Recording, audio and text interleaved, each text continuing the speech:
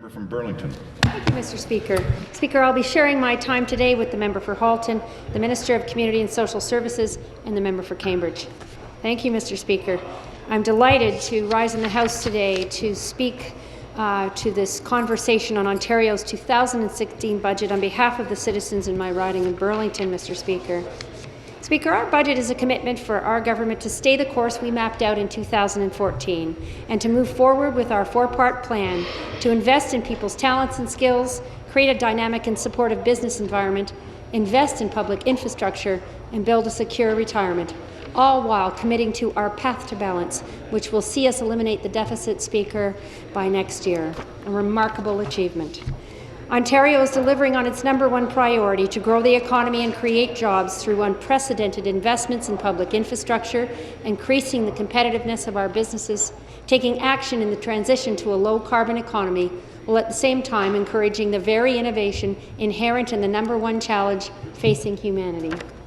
At the same time, we must ensure that we are meeting the challenge head-on and are also seizing the opportunities that come with it. Why is that? Because our government believes in the innovative capacity of Ontarians, of businesses, and of entrepreneurs. This budget seeks to harness their knowledge, skills, and abilities, which will not only enhance job creation, but also build on our efforts to make Ontario a global leader in sustainable technology and innovation, while fostering the kind of business climate that will encourage the leaders of tomorrow to remain right here in Ontario. Companies like TerraPure Environmental, Speaker, in my riding of Burlington are a great example of this. Relying on a highly skilled workforce, TerraPure develops innovative, cost-effective solutions to environmental challenges facing key industry sectors, helping businesses become more sustainable while supporting Ontario's transition to a low-carbon economy. Further, as a national company that operates in regions of the country that have put a price on carbon, notably BC and Quebec, TerraPure is benefiting from its investments in innovation and, consequently, from the cap-and-trade marketplace, as so many other Canadian companies are and will continue to do so. Mr. Speaker, in my riding of Burlington, we have a nexus of small and medium-sized advanced manufacturers who rely on a highly skilled workforce. We know that 7 out of 10 new jobs in Canada, will be in highly skilled or management occupations, which require higher education or specialized skills.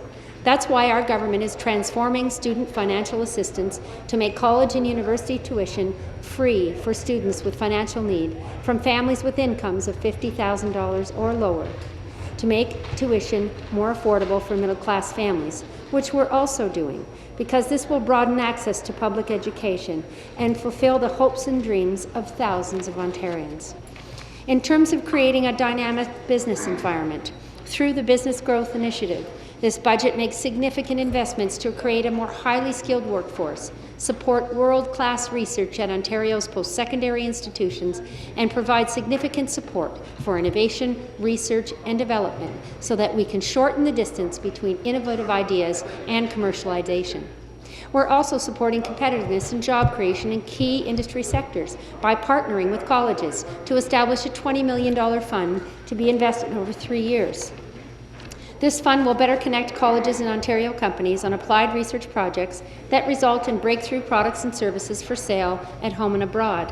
And I know this kind of investment pays dividends. I see it already in my riding. Mr. Speaker, we know that companies in Ontario operate in a global environment and that keeping pace with other jurisdictions means enhancing the access to technology, particularly for our advanced manufacturers, a good number of which we have in Burlington.